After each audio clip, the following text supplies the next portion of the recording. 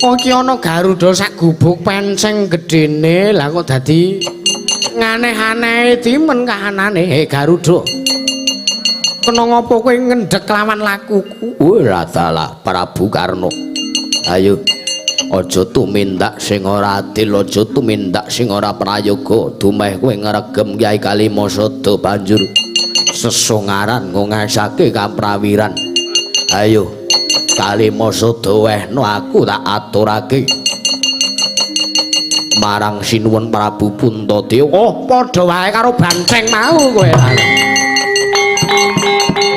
Ora salah.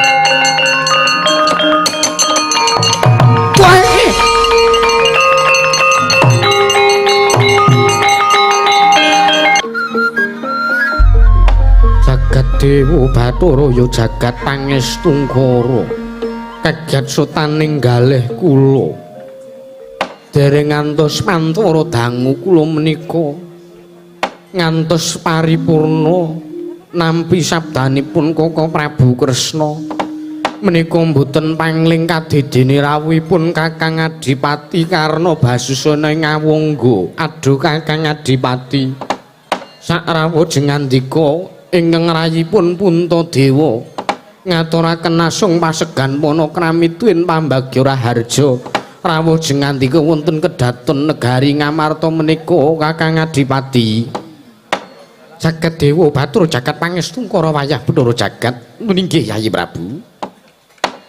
Sakalengkung bombong bilawanipun ingkang raka ing Ngawangga dinten sak mangke kula nampi timbalan paduka Yayi Puntadewa wonten praja ing Ngamarta menika kula sowan kanthi kawontenan ingkang remenaken asung pasegan panakramitun pambagya raharja sampun kula tampi karya bombong rasing penggalih. Mboten langkung ugi ingkang raka ing Ngawangga ngaturaken salam taklimipun ingkang raka mugi tansah kunjuk marang sajengandika Yayi Puntadewa sak kadang adi-adi kula para Pandhawa. Nun inggih Koko Prabu, kula tampi karya bombong rasing penggalih. Mboten langkung kasekecak ingkang langkung prayogi lenggah jengandika wonten negari ing Ngamarta menika Kakang Adipati. Nun inggih sampun mboten kirang prayogi. Kula nuwun sewu Kakang Adipati Karna, mbok bilih kula kaanggep Sumantraka kula lancang kula matur sartanipun kula nanjehaken babakan wonten wigatos menapa dene jengandika rawuh wonten ing praja Ngamarta dinten sak menika. Paduka rawuh wonten kedaton Ngamarta wonten ing Pasewakan Agung negari Ngamarta dinten sak menika. Wigatosipun menapa Kakang Adipati? Jagat Dewa Bathara jagat pangestungkara. Yayi Puntadewa ninggih sepisan sowan kula menika ngemu wigatos. Inggih Kakang Adipati.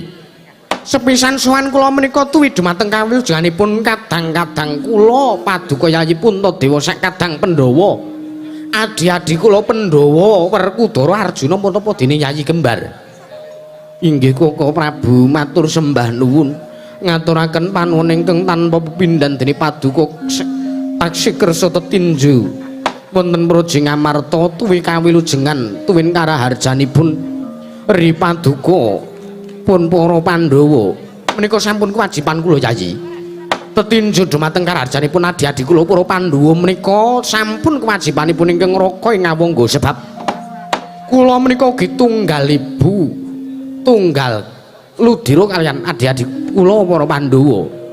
Nun inggih Koko Prabu lajeng wigatosipun ingkang angka kalih sowan kula menika mboten saking pikajengan ingkang raka ing Ngawangga piyambak nanging sowan kula menika dapur dipun utus dening Yayi Prabu Duryudana ing Astina rikala semanten. Yayi Prabu Swidana nimbali pisowanipun ingkang raka ing Ngawangga kula dipun timbali kula dipun dawuhi supados sowan wonten negari Ngamarta ingkang wigatos kula nedya matur paduka badhe paring dawuh kados pundi. Yayi Prabu, inggih kula wonten timbalan Kakang Adipati. Sampun wonten tigang candra menika negari Ngastina kadhedir ketaman pagebluk. Sampun wonten tigang candra menika negari Ngastina ketaman pagebluk Mayangkara. Negari Ngastina ketaman sesakit. Kathah para kawula ingkang esuk saged sonten ketiwasan sontenipun saged enjang boten saged dipun tulungi menika kathah sanget ngantos bingung penggalipun Yayi Prabu Duryudana ibaratipun nyumurupi kawontenan negari Ngastina kados mekaten sampun ruwet sampun werit para nayaka boten sami nayogyani sabdaning nata para kawula sampun boten kersa manembah marang pangeranipun piyambak-piyambak papan-papan maksiat tambah sansaya kathah wonten ing pundi papan ngombro-ombro tumindak-tumindak becik dipun tilar tumindak-tumindak awon sami dipun tindakaken dening para kawula Ngastina Yayi Prabu sakmangke wonten lila suka lan penggalih paduka kula nedya nyuwun senjata pitulung kelawan jengandika Yayi Puntadewa sak kadang Pandhawa kersa paduka sak biyantu dhumateng Yayi Prabu Duryudana kadang paduka saha para sata Kurawa anambak rengkaning praja lajeng kedah kula lampahi menapa Kakang Adipati mangke rumiyin sakmangke Yayi Prabu Duryudana sampun semedi mahaning suci munjuk atur warsaning dat kamurweng dat sesemek ron raja mal bebantal mboto sarembak nyuwun donga sartanipun jurung pamuji wonten ing sanggar pamujan lajeng sakmangke Yayi Prabu Duryudana pikantuk wisik saking para Jawata pikantuk sasmita saking para dewa bilih negari Ngastina saged maluya nirmala temah jati-jati temah mulya kawula Ngastina agengipun negari Ngastina saged usada menawi tinenggan pustaka Jamus Myang Jimat kelima sada Yayi milalana sukalan penggalih paduka kula nedya nyuwun ngampil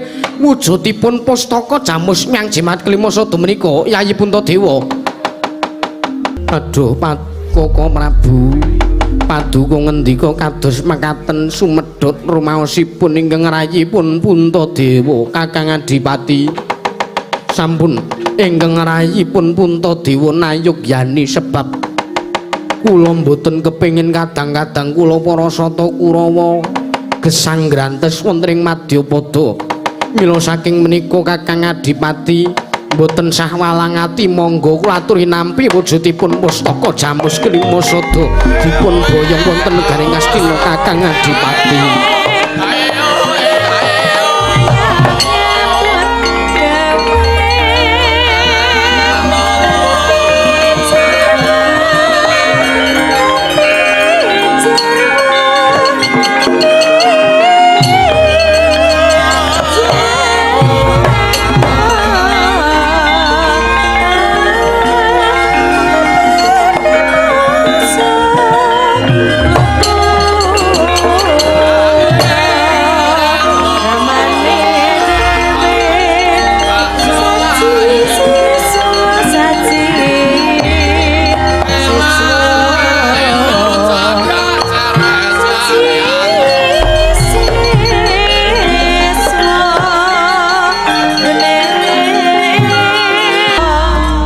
Yayi Puntadewa kula ngaturaken panuwun ingkang tanpa pindhan. Sakmangke paduka sampun kersa paring senjata pitulung dhumateng pun ingkang raka ing ngawangga agengipun Koko Yayi Prabu Duryudana Ngastina.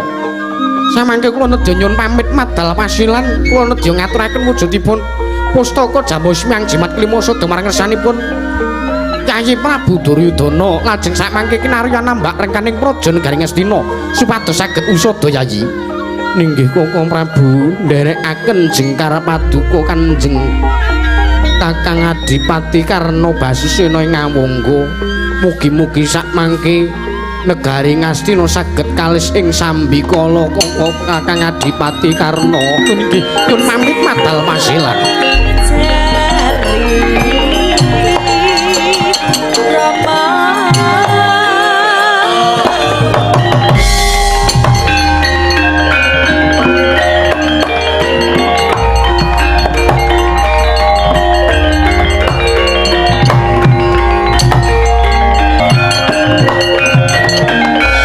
Tresna sinayeng manglung mentonaken drewe kramanira kang kumitir kanggo miteraning asta aning asta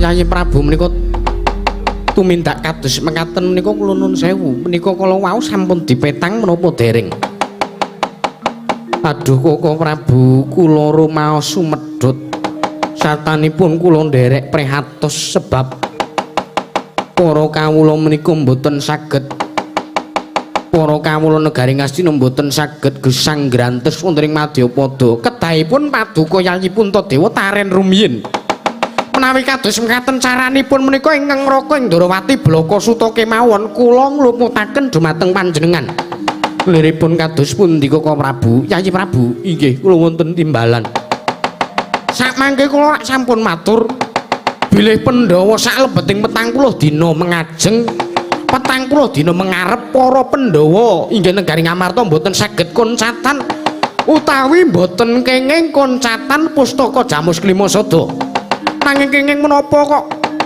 Yayi Adipati Karna rawuh mriki nedya nyuwun ngampil wujuding pustaka lajeng Yayi Prabu Puntadewa maringaken menika kula nuwun sewu napa menika sakmangke naminipun mboten badhe ngrisak gesangipun para kawula sak negari Ngamarta agengipun paduka Yayi Prabu Puntadewa piyambak sebab jagat nyebutake sakmangke menawi ngantos para Pandhawa menika koncatan Jamus Klimasada tiyang ingkang boten remen kalian para Pandhawa angel mijet wae ngranti suwe banyu sinarik menawi badhe damel cintrakaning para Pandhawa lho Yayi Prabu aduh Koko Prabu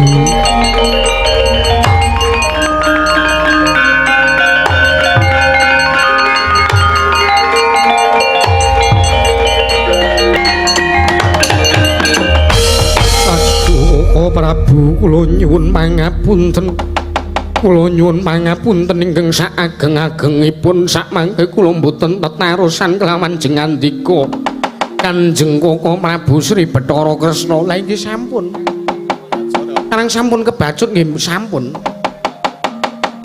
karang sega sing wis dadi bubur menika mboten saged dados sega malih menika lho mila sakmenika menjang-menjang malih menawi badhe wonten menapa-menapa paduka badhe tumindak badhe tindak menapa kemawon tindakan menapa kemawon menika kula aturi taren kelawan ingkang ngraka ing Ndarawati Slidrong kakangku Werkudara piye ana ngopo kowe cubriya karo Karna kakangku lho kok kowe iso ngarani nek pun kakang cubriya karo Yayi Adipati Karna kowe mau dawuh yen to Pandhawa koncatan pustaka Jamus Klimasada wong sing ora seneng karo Pandhawa angel mijet wae ngaranti suwe banyu sinaring yen to arep gawe cintrakaning para Pandhawa lung kosik Werkudara kosik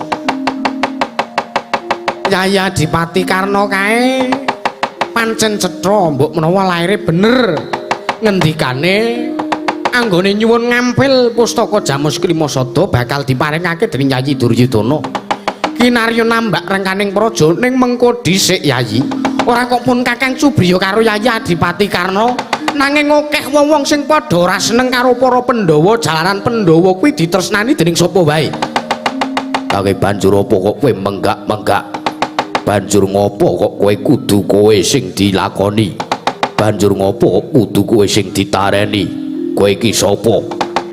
Karna ki karo Pandhawa tunggal ibu saka Ibu Kunthi. Tunggal getih karo para Pandhawa lah kok kowe menggak-menggak kaya ngono. Amangka wong sak jaban rangkah kuwi ora kena melu-melu perkarane kulawarga. Kosik sing tak arani wong jaban rangkah kuwi sapa? Aku ngono apa piye? Syukur nek kowe wis tanggap mengko dhisik to, Werkudara. Piye? Nalindra Ngamarta sartane Pandhawa 5 cacahe kuwi akeh sing nyebutake malah kepara jagat wis nyebutake yen to Pandhawa kelawan nata Ndarawati kuwi dibaratke kaya dene kreta jaran sak kusire ya lah nek Pandhawa ki ibarate jaran sak kretane. Lah nek kusire wae pun Kakang. Lah kok Pandhawa arep oncat arep bedal saka kusire kok kaya ngono ki apa ora jeneng mengko bakal nungsang kuyang numbuk bentus lakuning kreta. Lah kok Siadi duweni atur kang kaya mangkono ki apa rumangsa bener dhewe ngono apa piye? Pancen bener. Jaran sak kretane kuwi bisa mlaku tanpa kusir. Ning bakal nungsang kuyang numbuk bentus yen to tanpa kusir kaya sing dilakoni jroning impene kakangmu kuwi Werkudara. Wah.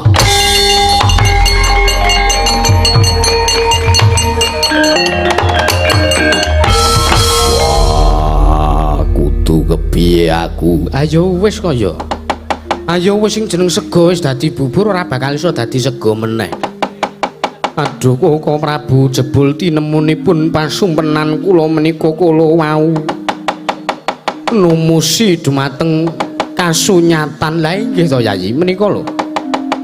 Sing ngandika menika kula aturi metang langkung rumiyin menawi badhe tumindak menapa kemawon menika kula aturi tetarusan kelawan ingkang Roking Ndrawati. Sebab kula menika nampi sebab sampun kodrating jagat kula menika nampi sasmita bilih kula menika ingkang kedah ngemong jiwa raganipun para Pandhawa. Lajeng sak mangke kula kedah kados pundi Koko Prabu? Sampun padukampun kuwatos padukampun kawatir. Sedaya perkawis menika kula aturi masrahaken dumateng ingkang Roking Ndrawati. Inggih Koko Prabu. Babakan perkawis kunduripun pustaka kula pasrahaken kelawan jengandika Kanjeng Koko Prabu Sri Bathara Kresna. Nun inggih Yayi sak mangke padukampun kuwatos Yayi Puntadewa. Nalendra mbek marma sing sang katrigu mulung mangrompak ing wadya.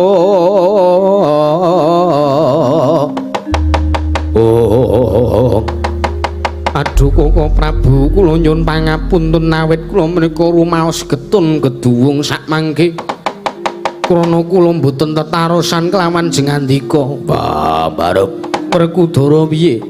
Wis ora dadi ngopo sing jeneng sego wis dadi bubur bakal iso dadi sego meneh.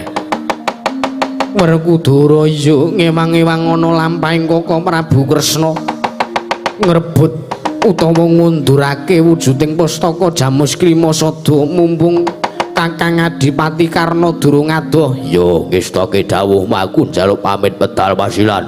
Inggih Koko Prabu semanten ugi ingkang rayipun Arjuna nyuwun pamit medal wasilan. Nedya rerewang dumateng Koko Prabu Sri Bathara Kresna. Nggih Yayi. Samangke kula nyuwun pamit medal wasilan nedya. Angendhek lampahipun Yayi Adipati Karna Basusena sak mangke menawi saged pustaka Jamus Klimasada nedya kula suwun malih kula konduraken wonten negari Ngamarta. Inggih Koko Prabu borong dumateng paduka Kanjeng Koko Prabu Arjuna. Inggih kula wonten timbalan gandeng kaya wis purna kewajibaning kamrajan kaya wis ora ana dawuh maneh marata gage budhal kang padha sibuk jeneng ingsun nedya kundura ngedaton. Inggih Koko Prabu nun ngestaken dawuh nyun pamit madal masilan sing ati-ati aja kaya bocah cilik. Arjuna kaya wis ora ana dawuh maneh.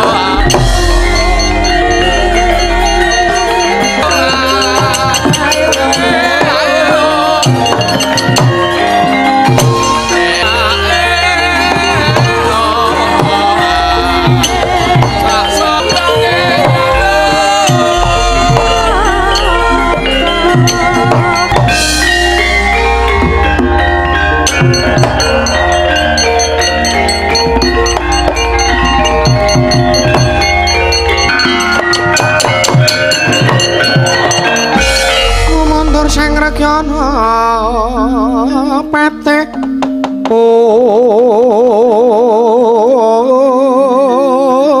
nanging pramadya bala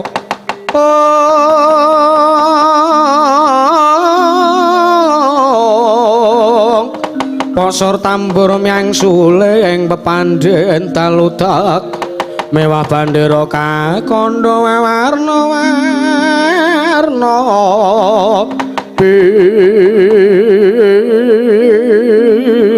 caladian asri kamuryan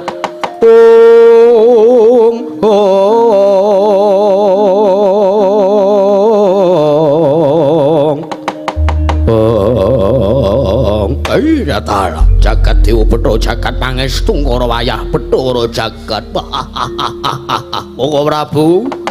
Koko Prabu Karna basusining ngawangga paduka nglempaken sanggening Purawadya bala paduka mandhap saking kedhaton negari Ngamarta kados pundi kabul kawusanipun anggen paduka nedya mboyong inggih menika wujudipun pustaka Jamus Klimasada Nyanyi Prabu Jara Sukendra pun tembalan aja kaget kabeh Purawadya bala saka negara parang rejing tak awe ana ing alun-alun negara Ngamarta dina samengko aku bakal matur kepiye kabul kawusan aku anggonku ngupadi mboyong wujuding Jamus Klimasada wah la dalah kados pundi napa paduka sampun kasempatan ngrebat utawi mboyong nyuwun ngambil wujudipun Jamus Klimasada wis pangestumu wis Jamus Klimasada wis ndak gawa, ndak papan aku ning Kancing Gelung. Lajeng paringipun sakmangke kados pundi?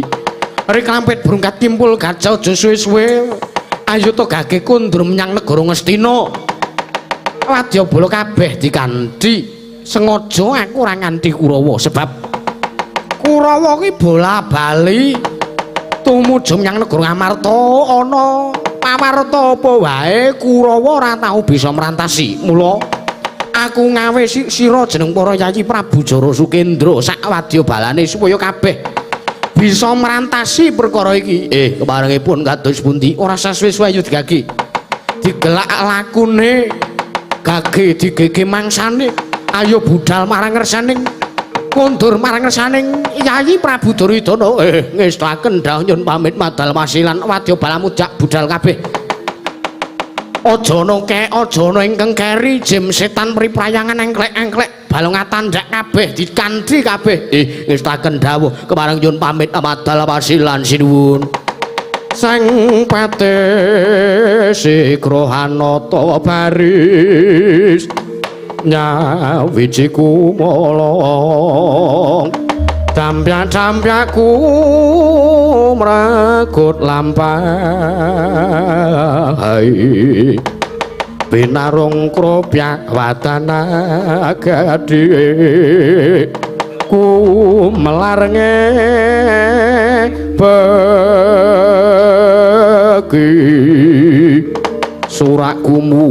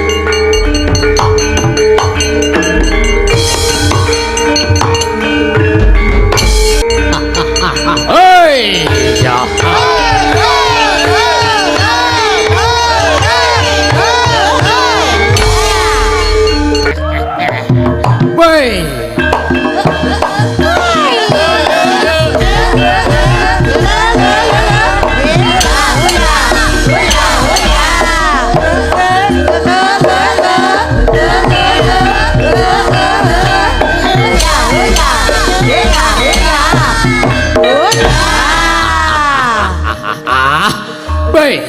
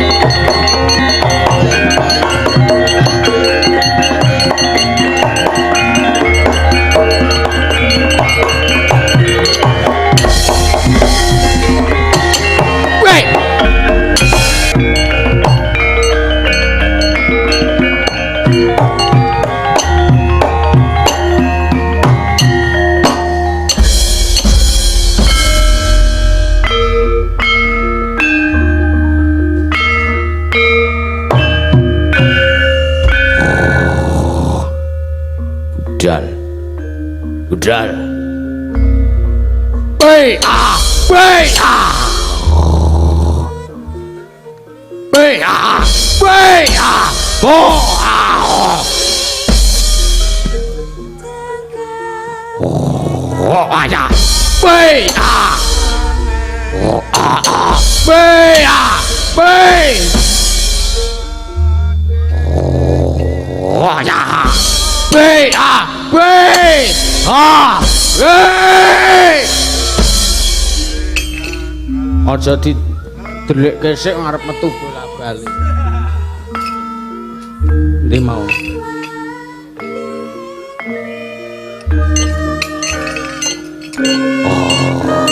Oh. Wei, maya, wei. Aduh. Tudinge keri. Wei ah. Wei. Wei. Wei ah, wei ah, wei.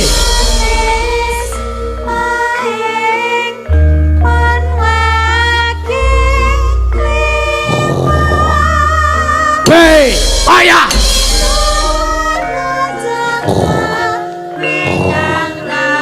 Yo. Oh, wei, ayah. Wei ah, wei ah. Sing bener to, Cak? Ya rene sik.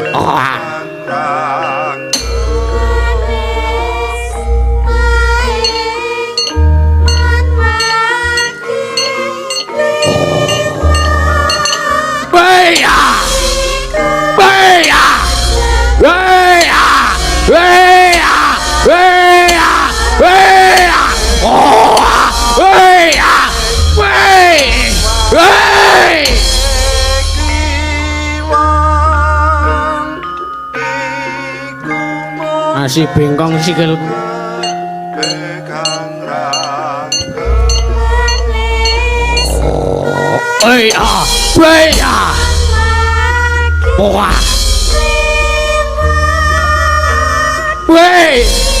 Oh, petil tangane ben udu wayange.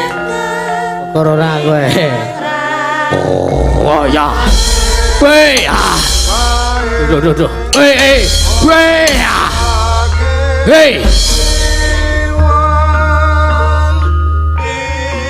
Oh. Wei ah. Wei, bayar. Wei ah. Hei.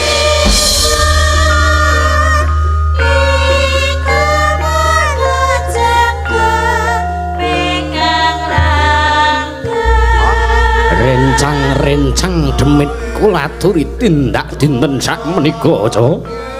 Mangga bidal wonten ing dusun perebutan sak mangke wonten adicara wayangan lele pah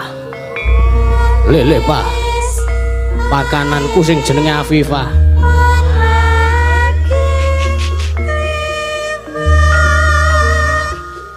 budal nek ora budal ora entuk jatah ayo budal kabeh ora budal ora entuk jatah sekonjeng Sinuwun Prabu Arna Basusena aku tak budal to ben entuk ingon bengi iki pokoke kelakon mayang setahun ben apa kowe ngrasake apa iwak ning mburi enake resepene ya baleni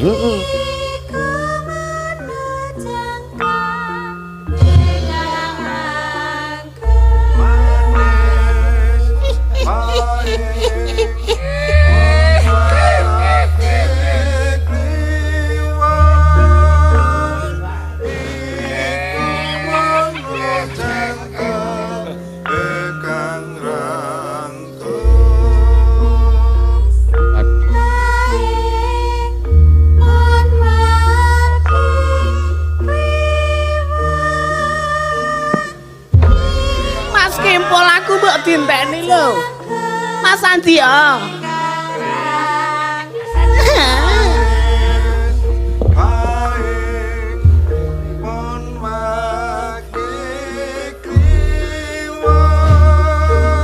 enteni apa enteni iki awake dhewe ming demit sementara sesuk gawe sing luwih gedhe saka lulang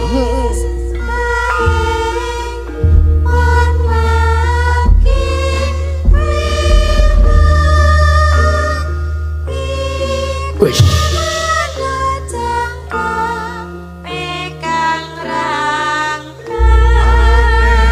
weh baleni aku tak mancik ning ndas duh rasa wis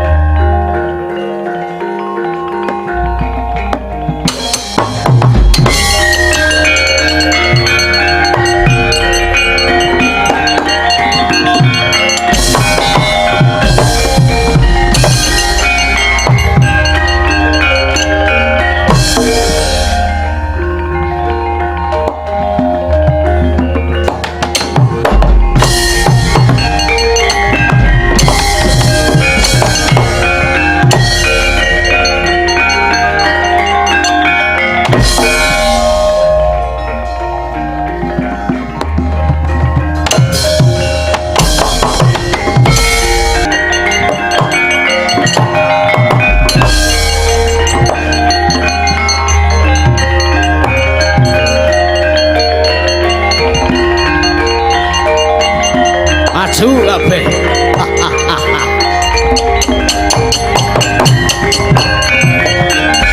Redo mawur mangawur-awuru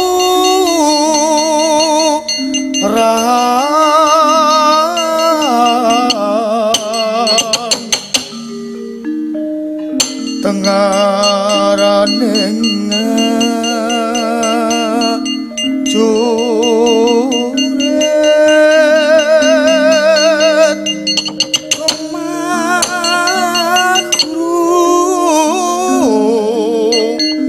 kongso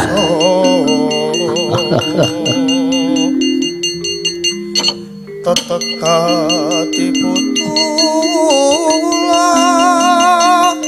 wara panggring turang esti rakata engkang dwacala layu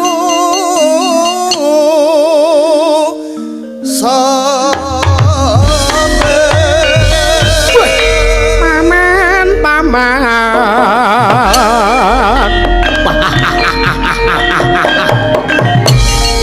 apa wartane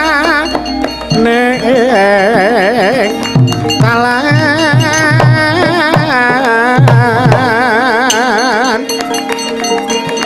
neng talan akepo pati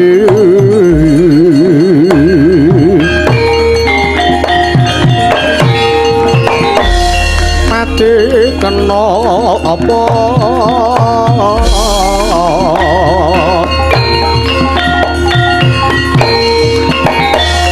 mati pinodang likan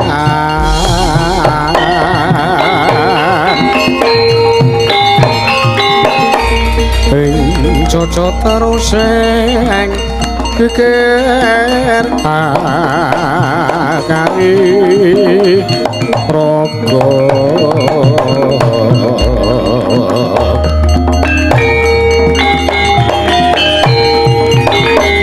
patan kariku mlintir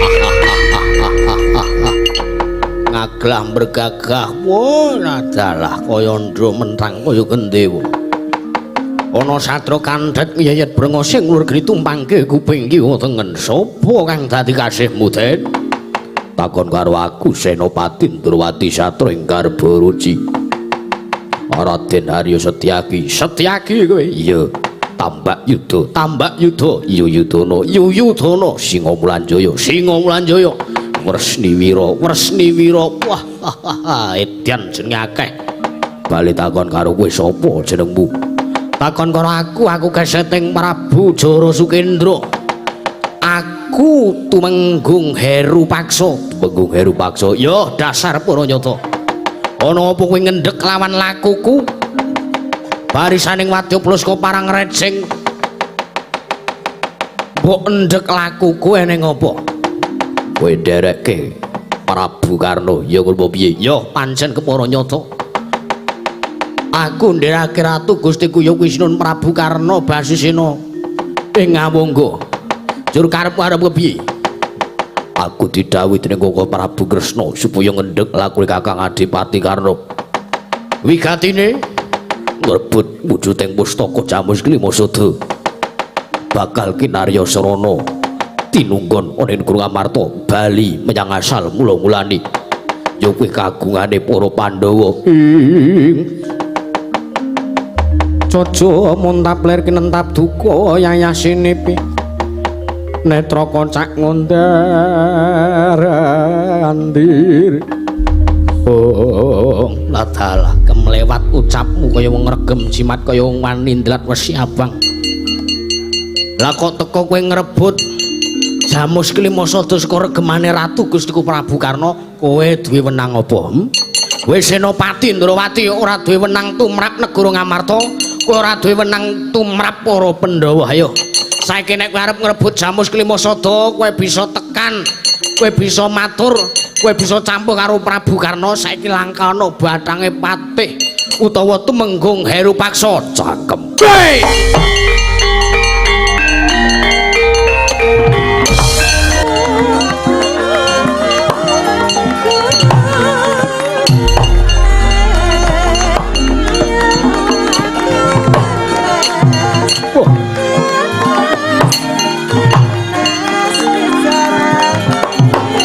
Oh, tilai, jar, yo, oh, jar.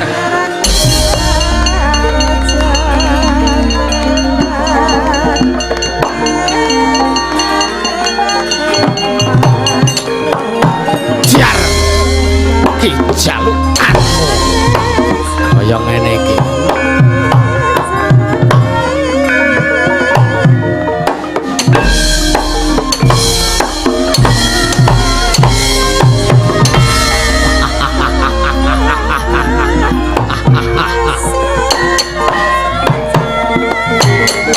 Oi.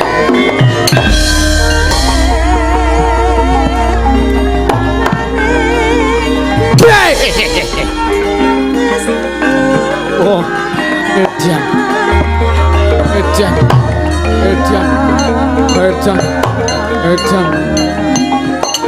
Oi. Hey. Ot. Wait, not. Hey. Ba. Hey. Whoa. Hey. Hey.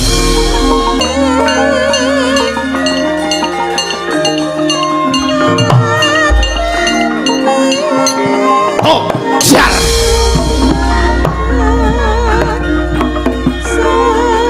Oh, jar.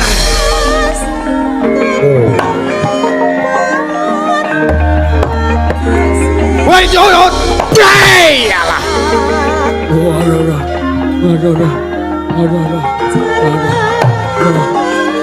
Play! Adiau.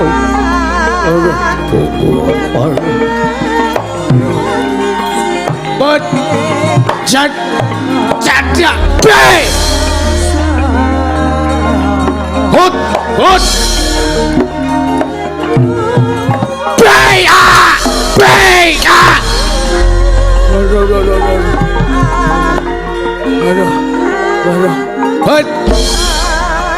Good. Play! Play!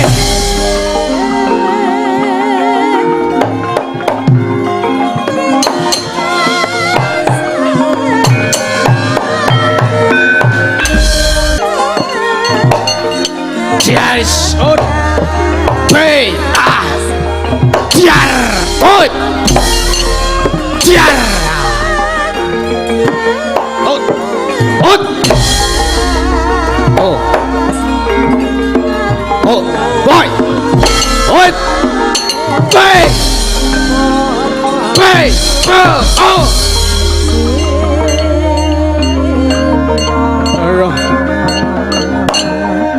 What? Oh! Play! Oh!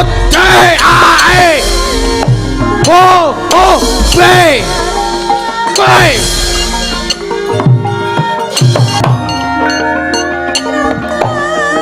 Tiar! Wah, mantap gue nih. Oh! Oh! Tiar! What? Set. Oh. Hey.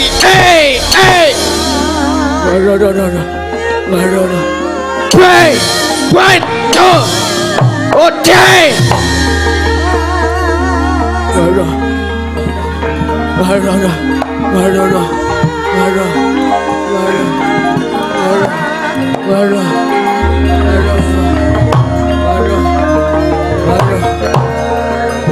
Play, Allah. Play, play, Bye! Bye!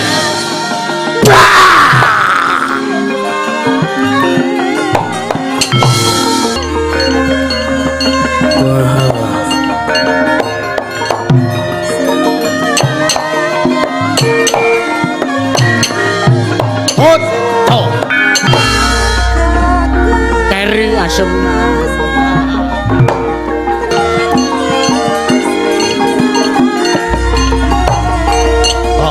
Jar set pot tot woi loro wae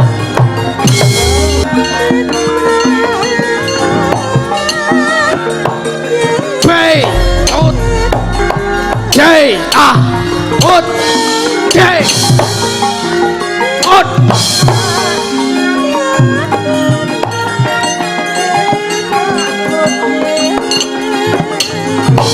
oh, aswe.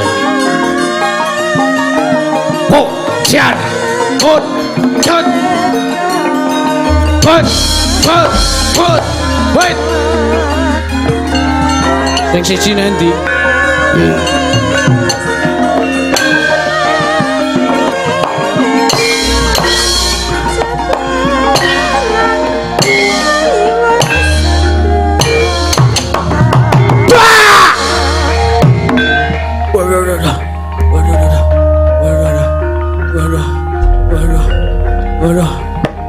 Bye!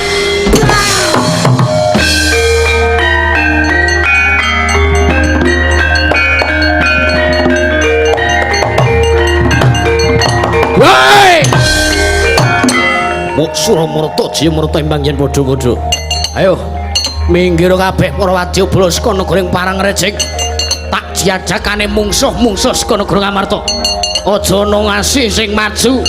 Kejaba amung tumenggung Prawara Kendra. Yo, Setyaki sing jare kondang Senopati Indrawati. Tak jajal sepira dikdayamu mungsuh tumenggung Prawara Kendra. Oh, Edian. Satya sisik njedul saka lemah sapa kowe? Antareja. Antareja. Yo, dasar para nyata. Kowe sapa? Tumenggung Prawara Kendra. Ayo, bali kabeh ora sandadak ngrebut pustaka Jamus Kelima Sada. Bakal tak gawa tak nggo kinarya syarat srana tumbal wadaling Prajanegara Ngastina sing taman pagebluk. Ayo, Pratunggaki langkana buatange Antareja. Nek kowe bisa, nek kowe kepengin boyong Kalima Sada, pecah diadamu tibakno. Hop! Dar!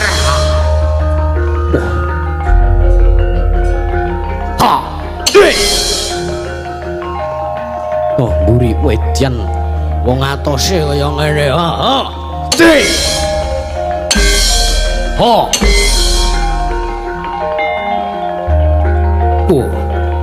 Menteles banget yo sirah. Oh, ha. Oh. Oi. Ora lara apa piye to kowe iki jo karepmu ki? Nek jare Pak Sigit nek lara, nek tak rasake malah saya lara. Luwung tak ikhlaske wae. Cangkeme. Ngikhlaske weruh gandrengan ro liyane lara ati to kowe. Iya. Edan aku dhisik dirusui penjaipong. Wah. Apuke wae cangkeme. Malsa. Mantem sik. Bae. Bae. Oh, lunyu mau piye to ki? Lunyu Karang Barudan. Ho, bae. Wait.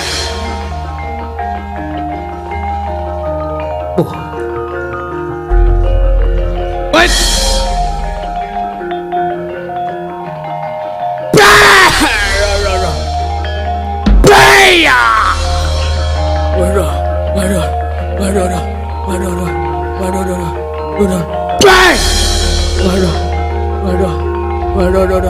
Waduh, Edian Antareja,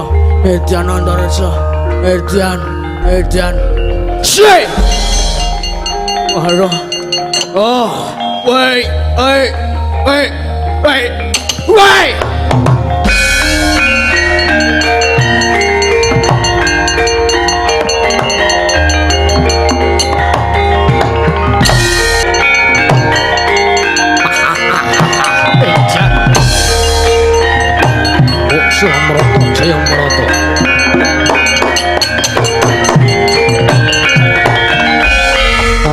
sang kapirangu rinanggul kinempit kempet saretaning bawana yogi tukang walangati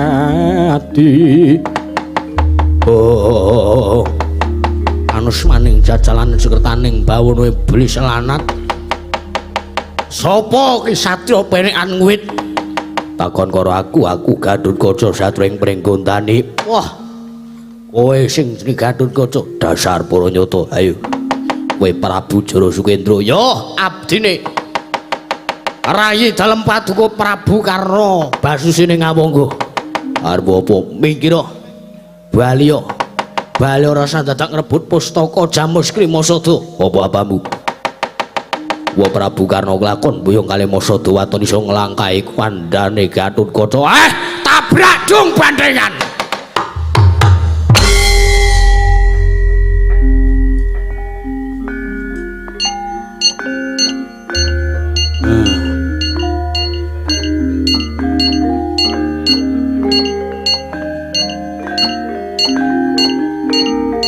As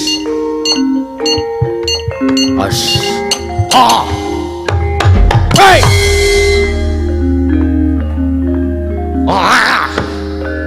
lucu huntil langane wis pepes ya wadah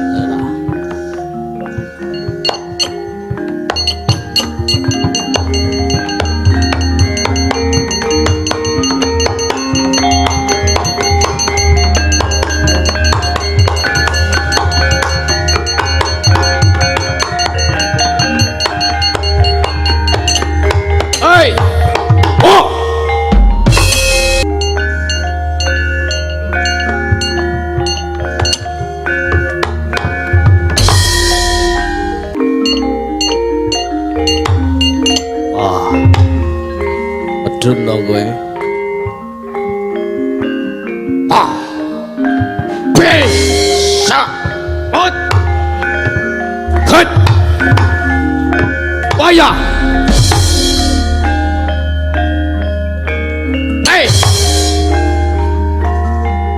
sai-saisane kok mbuh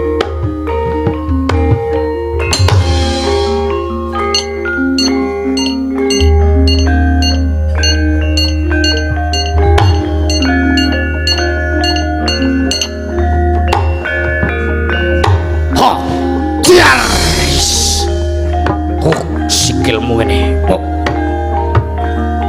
kayak ngelitak oh ya cek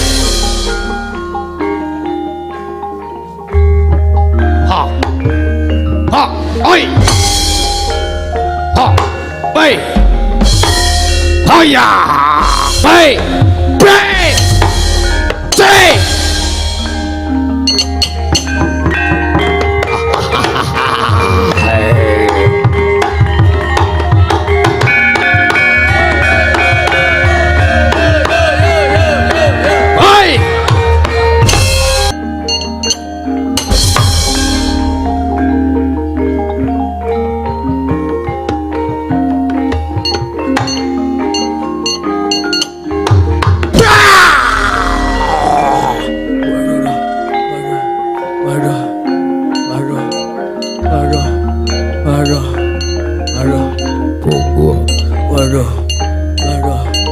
waduh janane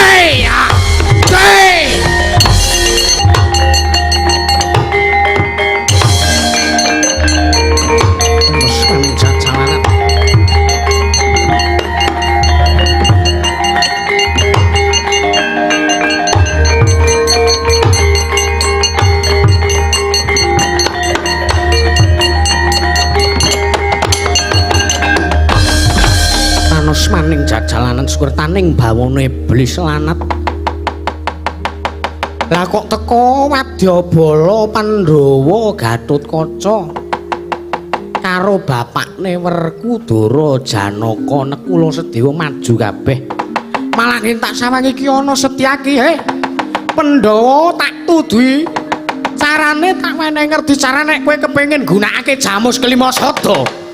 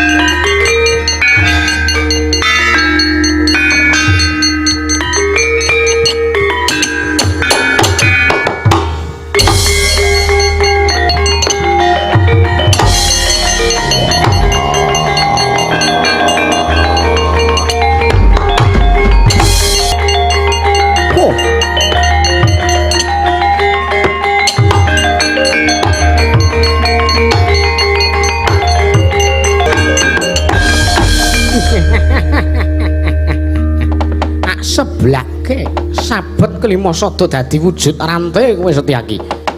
Kakangne ora trima maju Werkudara tampanana dayane Kelima Sada.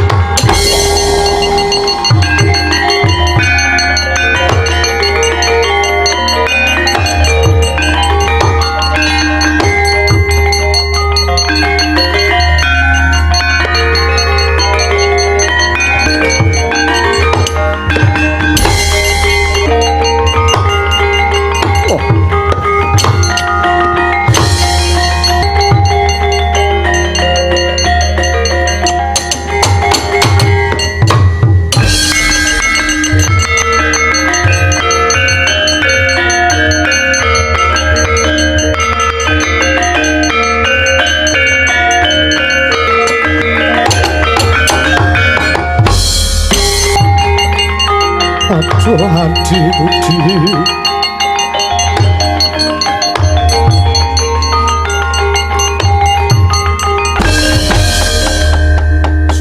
suram diwangkara kinggen lir mangusma kang layun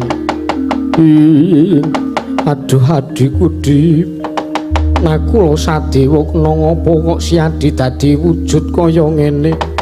Aduh Koko Prabu Kakang Adipati kula suwun wujuding Kalima Sada Kakang Adipati.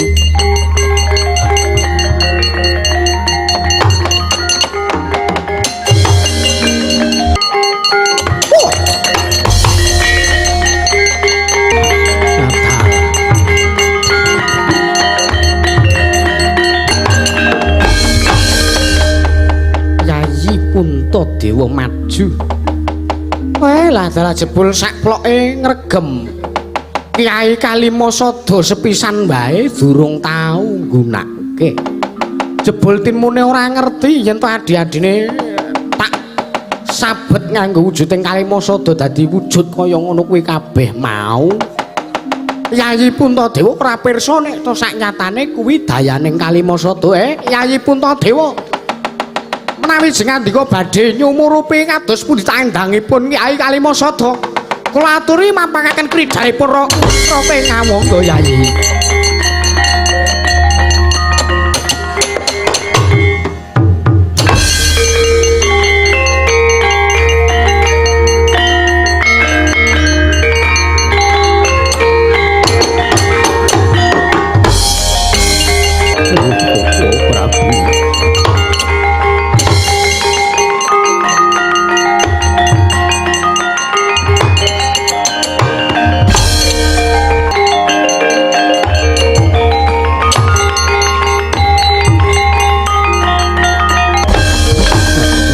Prabu Puntadewa kenging menapa paduka dados sawujud mekaten.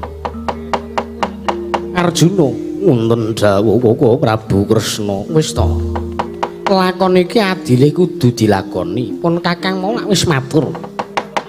Jroning 40 dina maju mengarep Pandhawa ora kena oncat saka negara Ngamarta sartane negara Ngamarta ora kena koncatan pustaka Jamusmi yang jimat Klimasada.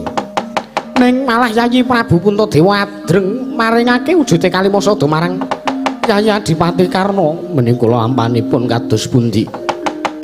Ya wis wajibe adile dilakoni, mboten kula badhe majeng. Kula badhe majeng mangsah Kaka Prabu Karna Basusena kula nedya ngrebat wujudipun pustaka. Pun ta, pun mboten sah, mboten sah. Sampeyan mboten sah majeng. Sampeyan pirsa piyambak, Engkang Rayi Ndarana kula sedewa disabet Kalimasada dadi wujud pari kalih kapas. Keng Raka Engkang Rayi Ndara Setyaki dadi wujud rantai.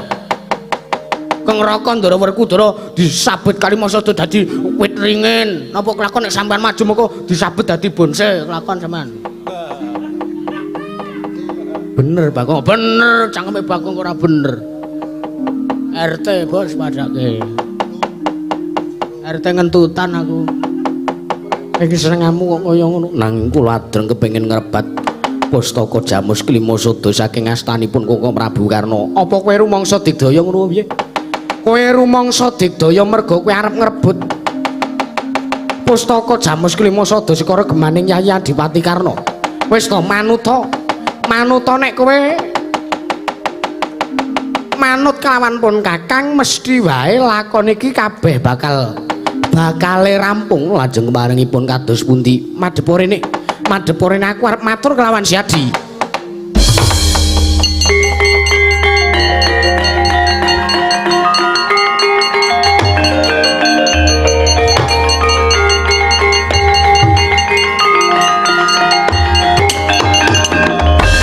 Tresna sinayang manglung mintonaken triwe kramanira kanggo mitir kanggo mitirane ngasta.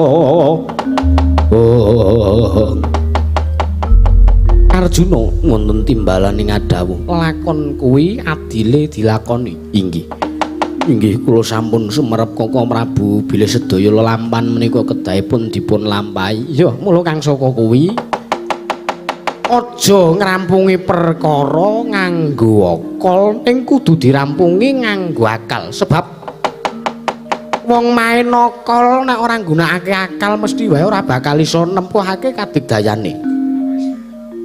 Iki bintang kok kewalik ya. Iki jonge lenggapit iki ngene iki lho, dadi iki ning iki kudune ngene lenggapake ora. Ya ora apa-apa karang dadakan kaya polya. Ngene ka. Niki ngapa to, Gong? Wis aku dijaluki kon metu wae padake ra. Aku mbradat ya ora Semar aku rentuk metu saka omah sik. Lah ngopo? Tahun baru ki lho, Tru. Oh. Aku rentuk metu-metu wae padahal aku arep apel ngene jangku kok. Ora entuk rono-rono. Ayo wae iki saking ngayale. Wis ngayal ya ben, Tru. Lajeng keparengipun kedah kados pundi menawi lampanipun sampun kados mekaten kula kedah tumindak kados pundi malih Kaka Prabu Arjuna wonten timbaling adawuh Pandhawa kuwi ndarbaki pamomong. Inggih siji pujanggane ya kuwi pun Kakang Nata Ndarawati. Angka loro Pandhawa kuwi kagungan pamong agung ya kuwi Kakang Semar Badranaya. Lajeng paringipun kados pundi? Wis ora suwe-suwe. Marata gake sowan menyang Kakang Semar Badranaya ya merga ya mung Kakang Semar sing bisa merantasi perkarane Arjuna. Jumanggah anggo sesumbar mawa lindhu bumi gonceng.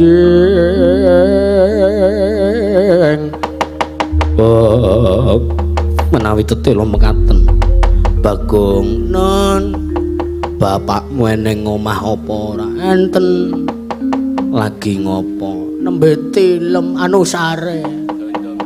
Waduh mengko nek ganggu kepiye mboten napa-napa bapak niku nek turu nggar-nggar ning matane melek matamu kuwi domonge kok senengane ra Nika wae turu kemulan sarung pun mentelet nika. Kata kaya apik-apik Semar ki senengane sok kaya ngono ra mentelet. Kata kaya apik-apik ora. Ya wis nek pancen kudu kaya ngono Koko Prabu sak mangke kula nedya nyuwun pamit. Bagong ayu tutna laku jantraku. Sowan bapakmu Bagong. Nggih, siap kula aturake monggo.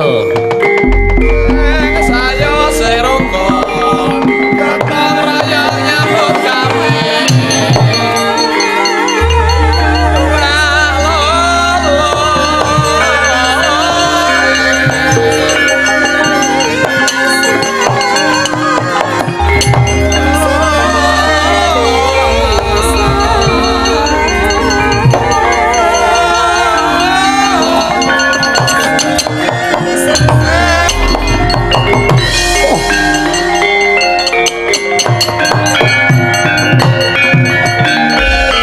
Sawang lakune adikku panengah Arjuna. Lah kok menggok dalan Arjuna, kowe ora arep ngrebut wujuding pustaka Jamus Klimasada. Ya wis sak gelemmu lho Yayi.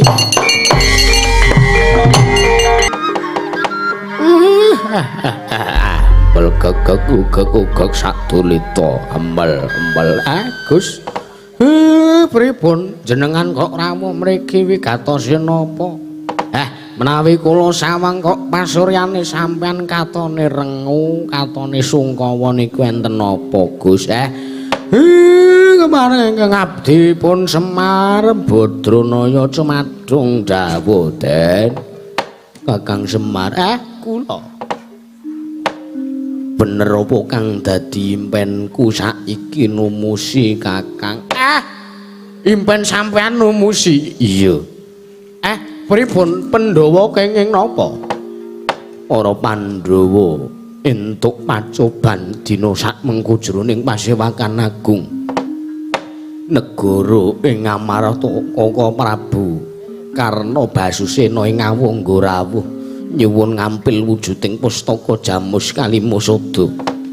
Adreng kekarepane Koko Prabu Karna kinarya nambak rengkaning praja negara Ngastina sing ketaman pagebluk.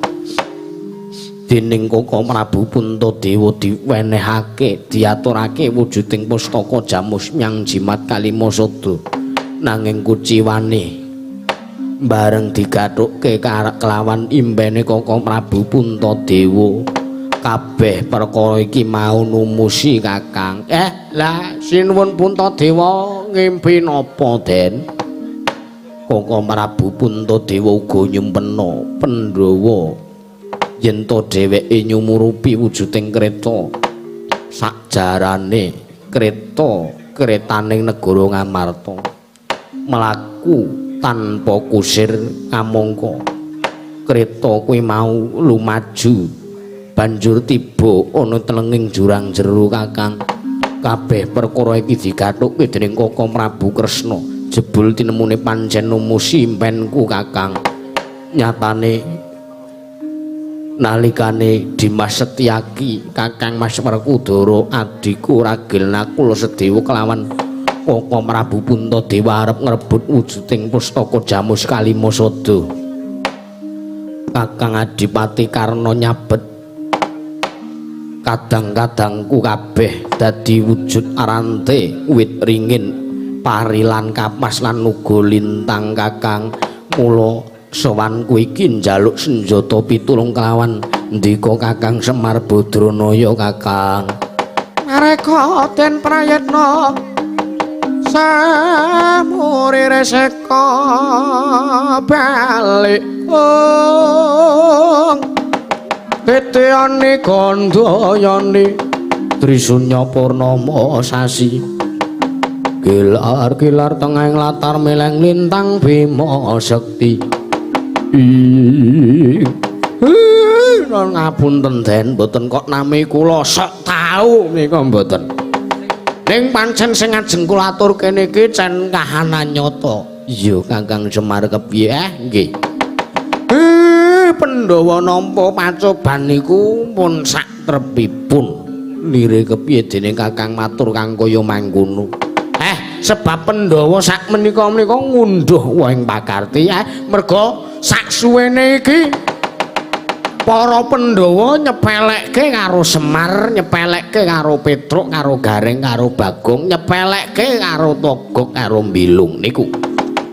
Ponokawan niku nadyan to namung sak tiyang cilik, nadyan namung derajate ngaceplik wong loro sak udon telu sak urupan pandhinganipun. Nanging menawi Ponokawan menika dipun prajakaken dongane dayane gedhe lho Den. Banjur aku kudu kepiye lah nggih pun Pandhawa niku mun sak trepe nampa pancoban ngaten sebab menungsa urip wonten ing Madyapada menika duweni dosa rong perkara. Sepisan menungsa niku dosa karo Gusti Allah, angka kalih menungsa niku dosa karo alam. Yen menungsa duweni dosa karo sing gawe urip lamun to temen anggone nyuwun pangapura Gusti Allah kang murbeng jagat tahu tentu paring pangapura awit Gusti menika Maha Pangapura. Ngoten. Sampeyan kudune pun pirsa, Gusti kang murbeng dat niku saderenge nyipta napa-napa sing dicipta pisanan niku cahya kang aran Nur Muhammad. Sakwise Gusti Allah nyipta cahya Nur Muhammad menika kaping kalih Gusti Allah nyipta seratan ingsun Maha Pangapura niku. Dadi saderenge nyipta menungsa, nyipta kewan tanduran lak sak panunggalane niku Gusti Allah niku pun gawe pathokan ingsun Maha Pangapura niku Gus. Lah menungsa dereng ngucap mung di batin ajeng nyuwun pangapura kalih Gusti niku Gusti pun paring pangapura lho Den. Ning sing abot niki Den, sing abot niku menungsa duwe dosa karo alam. Menawa menungsa duwe dosa karo alam, mlaku sak mlaku krikil watu nyandungi lakune, suket godhong nyrimpeti lakune niku jenenge dosa karo alam. Niku. Banjur carane nglebur dosa karo alam kepiye? Nggih nyuwun ngapura. Sing jeneng wong luput niku tebusane nyuwun ngapura. Napa tahu sampean? Ngeningke cipta sakwetara nyawang banyu napa tahu sampean meneng ngrasake angin sing manggambekan niku tanpa mbayar? Tahu napa mboten sampean? Sampean ngucapke gunging panuwun kalih angin napa tahu sampean ngucapke gunging panuwun dhateng geni? Napa tahu sampean ngucapke panuwun dumateng surya? Menungsa niku kudu manunggal kalian alam, ngoten.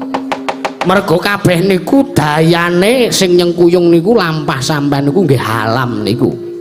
Menungsa tanpa srengenge, menungsa tanpa matahari, peteng kahanan jagat. Tetanduran tanpa surya, tanpa srengenge mboten saged melakukan yang namanya fotosintesis. Tanduran mati kabeh niku.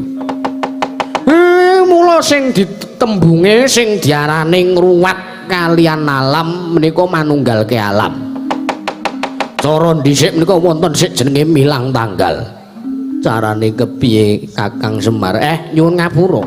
Adus teng kali banyune mili, sedina mangan pisan, sedina turu pisan.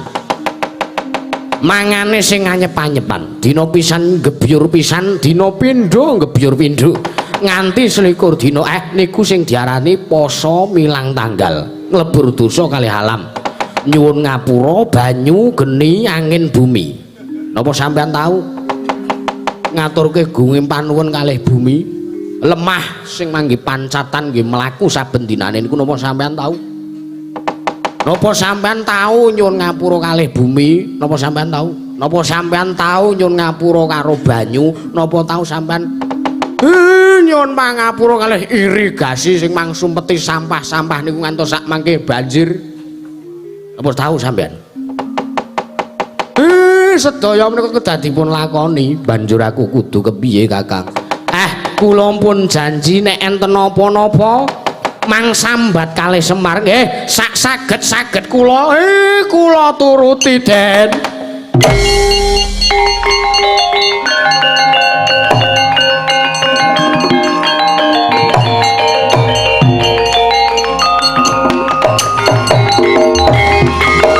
banjur saiki aku kudu tumindak kepiye? Gampang mawon caranipun. Sampeyan kedah ngrebat wujudipun pustaka Jamus Kalimasada saking regemanipun Sinuwuning Ngawangga. Niku. Mengke kula sing jampangi sampeyan saking kaduan banjur carane supaya aku ora kawanguran dening Kakang Adipati Karna Basusena. Sampeyan kula dandani, Gus.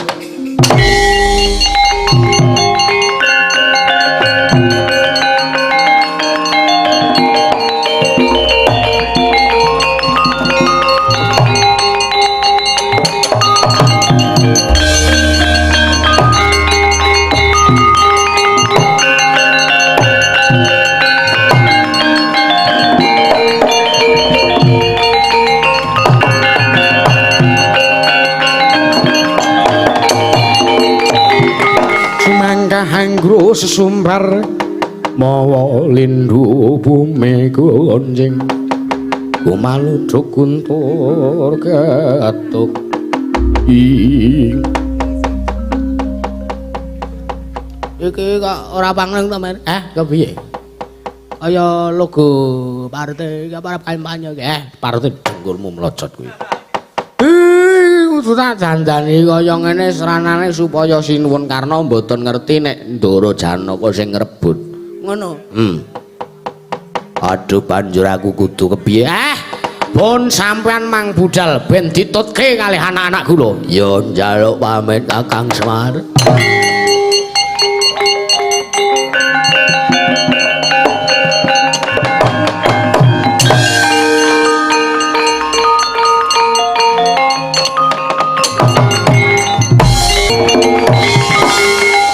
Apa sing cernuk eneng kene ngapa? Isih nyenuk eneng kono ngapa? Ngapa nyenuk kowe ngapa ning kono nyenuk? Ayo budal. Nyenuk wae senane ora. Aku gawe nek kon ngetutke Ndara Janaka. Sebabe lah kono nganti kepethuk Sinuwun Ngawangga Ndara Janaka sebetke dadi bonse. Ora nyemelangi Ndara Werkudara. Sabet wis dadi wit ringin. Ndara Sentyaki sabet dadi rantai dinggo nyencang kirik mburimu kuwi Pak. Kirik ya men aku.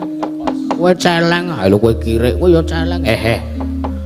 Raduk kaya ngene iki senengane. Jur kowe nek wegah ngetutke Ndara Janaka kowe ngapa? Mbon Pak kula tak tunggu kahanan karang kadempel. Njaga ya njaga, nunggu ya nunggu tole. Nggih Pak. Dadra, yo.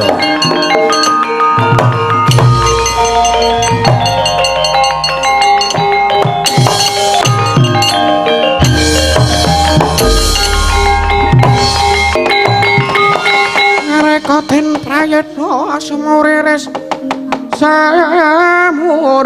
eko bali. Oh, titiani kandayani Trisunya Purnama sasi gilar-gilar tengahing latar mileng lintang Bima Sekti nek ora tak tutke ae Ndara Janaka mengko ndak kendrawasan ndak ora prayoga kedadeane Dek.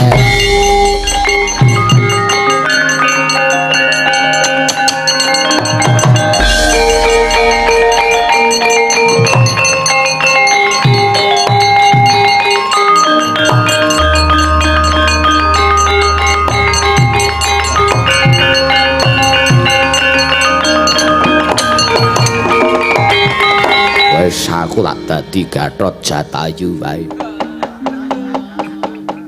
Anu Garuda Gatot Jatayu kula dherekaken lampah sampeyan Den.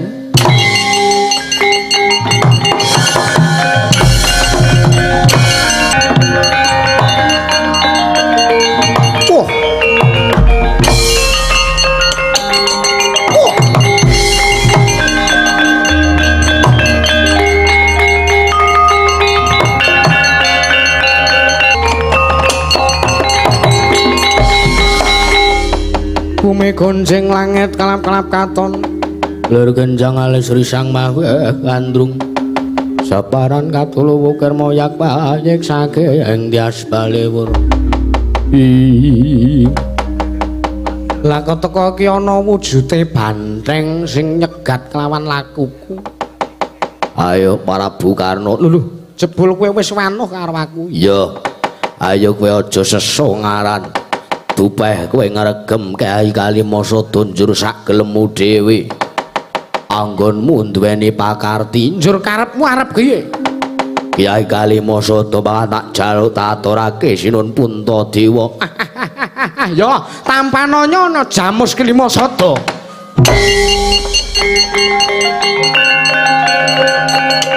wah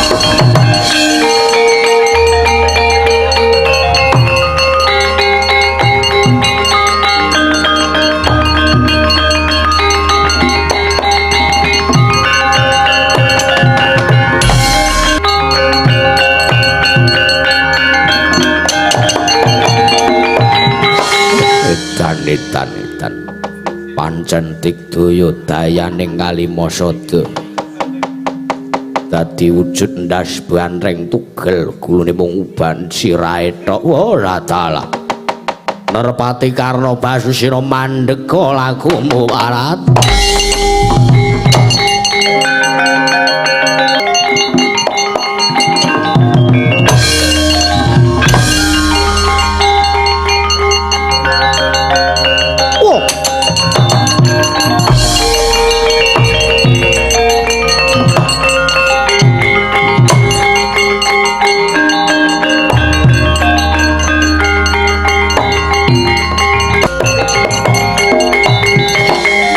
maning jajalan lah kok iki tekono Garuda aneh-aneh timen lakonku kok iki ana Garuda sak gubuk penceng gedene lah kok dadi nganeh-aneh timen kahanane Garuda kena ngopo kowe ngendhek lawan lakuku ora dalah Prabu Karna ayo aja tumindak sing ora adil aja tumindak sing ora prayoga dumeh kowe ngregem Kyai Kalimasada banjur sesongaran ngongasake kaprawiran ayo Kalimasada wehno aku tak aturake marang Sinuwun Prabu Puntadewa oh padha wae karo banteng mau kowe ora salah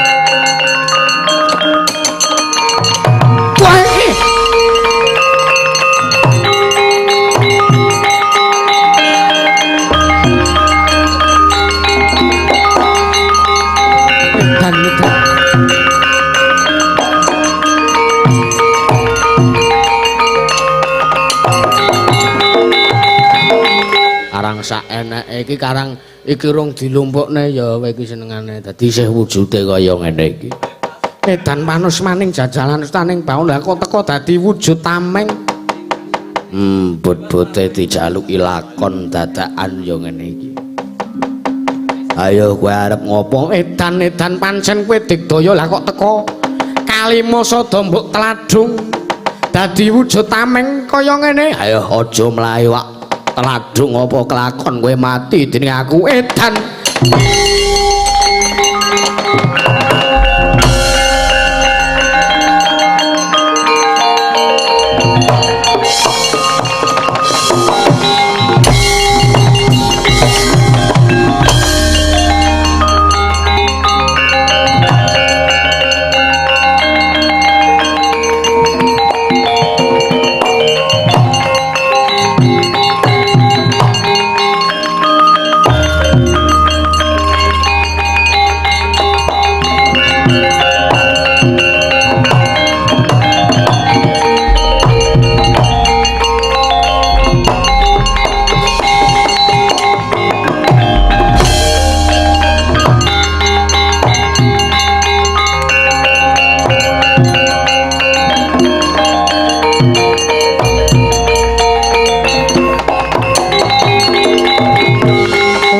Kanjeng langit kelap-kelap katon lur genjang alis Sri Sang Maha Gandrung saparan katuluwu kirma yak payek saking Dias Balewur ngalah iki apa bendaraku lima cacahe lan Ndara Setyaki dadi wujud kaya ngene ya tak lumpukke ana tamengku.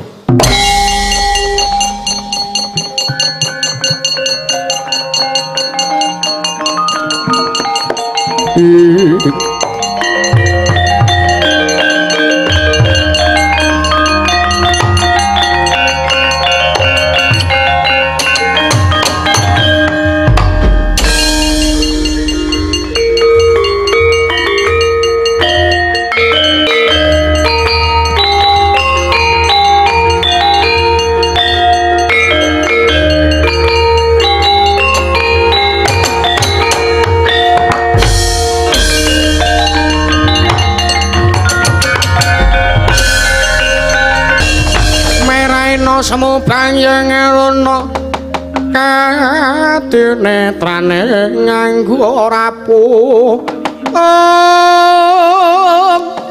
sataning kukila ringkane kara sageter kene dunganing kunglir wuwu sing pinipanca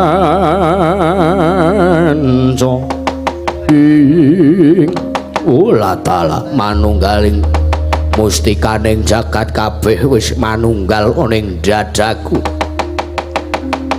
Sabanjure tak pasrahke marang Gusti kepiye lakon iki supaya enggalo babar Gusti.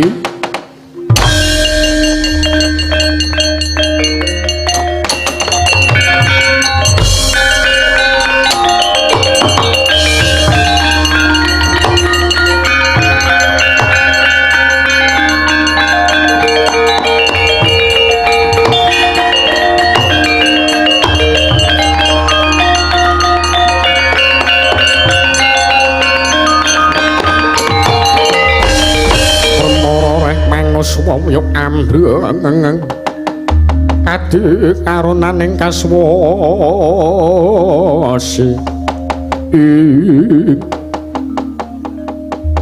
ila dalah jagat dewa betul lah kok tekoan iki ana wujute Garuda sak gubuk penseng gedene nyumurupi dadane ana tameng gambare kaya ngono.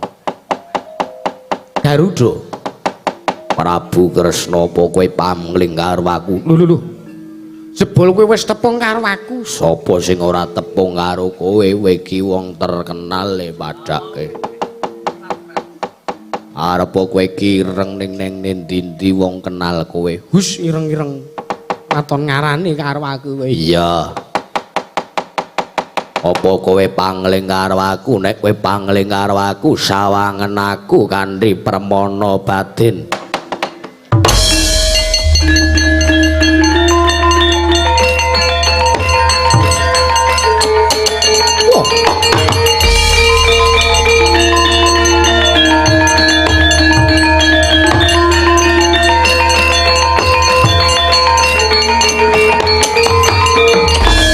Redo mawara mangawara murahan pengarane ngajurit gong maguru gongso tata kaya butula para panjriting turangga hestira kata enggang yo Garuda yo ingsun wis ngerti sapa ta sejatine sira. Ingsun wis ngerti sapa terus jatine sira kuwi, mbok menawa lakone kudu kaya mangkene. Lan lakone iki pangiraku mung dadi srana tumurune kanugrahaning jagat marang Bumi Nuswantara. Yen mangkono aku bakal urun daya kekuatan mulih gancarake tumurune kanugrahan iki. Banjur aku kudu piye? Kowe mabura gayuh ngegono bakal tak golekake syarat srana mulih tumurune kanugrahan ning Bumi Nuswantara. Ya jaluk pamit aku Kresna.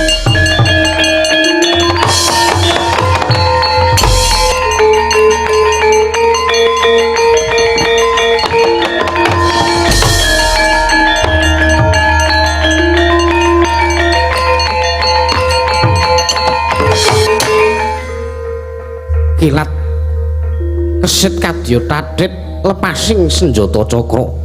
Weh Prabowo Gadring jagat raya mangkono nalika semono Sang Garuda duwe kepaduk sang cakra ngener marang tamenge mijil cahya gumebyar sumlorot anyunari bumi Swantara kang dumadi saka pulo bebancaran minangka prapita jayaning Nuswantara